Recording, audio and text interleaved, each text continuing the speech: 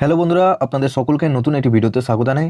বন্ধুরা, আপনাদের 100 দিনের টাকা কবে পাবেন জানিয়ে দিল মুখ্যমন্ত্রী। আপনাদের অ্যাকাউন্টে কবে টাকা পাঠাবেন ও প্রত্যেকটি পঞ্চায়েতে মুখ্যমন্ত্রী নির্দেশ দিলেন।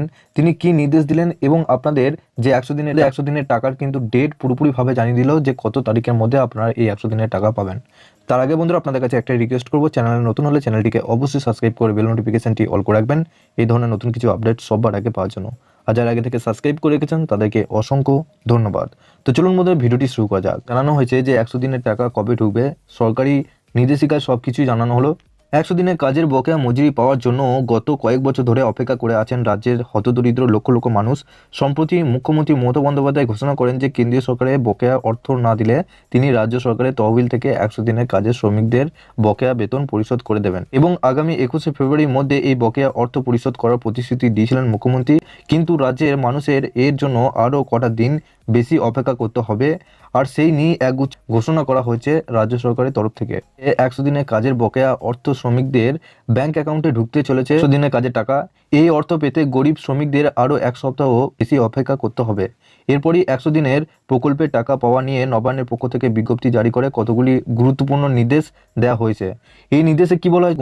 বলা হয়েছে যে প্রতিটি গ্রাম পঞ্চায়েত এলাকায় বড় বড় ব্যানারে লাগিয়ে 100 দিনের কাজের বকেয়া প্রাপকদের সম্পূর্ণ নাম ও ঠিকানা টাঙিয়ে দিতে হবে, যাতে সবাই জানতে পারে কে কত টাকা পেয়েছে। যাতে গ্রামের প্রতিটি মানুষ বিষয়টি সম্বন্ধে ওয়াকিবহাল থাকতে পারেন, তাই প্রতিটি পঞ্চায়েত এলাকায় কমপক্ষে 100টি করে এরকম বড় বড় ব্যানার লাগাতে হবে।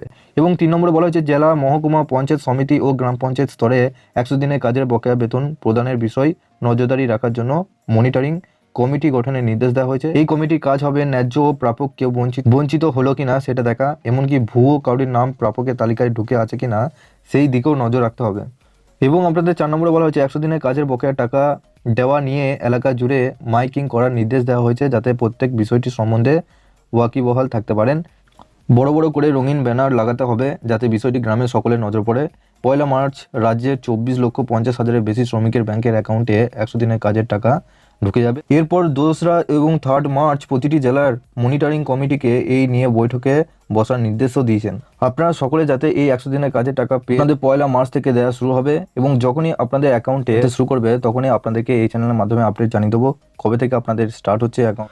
তো বন্ধুরা, আশা করছি আপনারা বুঝতে পারলেন যে আপনাদের 1 মার্চ থেকে 100 দিনের কাজে টাকা ঢোকার কথা রয়েছে। তো আপনাদের 1 মার্চ থেকে 100 দিনের কাজে টাকা ঢুকলে আপনারা এই চ্যানেলের মাধ্যমে অবশ্যই জানতে পারবেন। তার আগে আপনাদেরকে আপডেট দিয়ে রাখবো। তো ভিডিওটি ভালো লাগলে অবশ্যই লাইক করবেন। তার আগে চ্যানেলে নতুন হলে চ্যানেলটিকে অবশ্যই সাবস্ক্রাইব করে বেল নোটিফিকেশনটি অল করে রাখবেন এই ধরনের নতুন কিছু আপডেট সবার আগে পাওয়ার জন্য।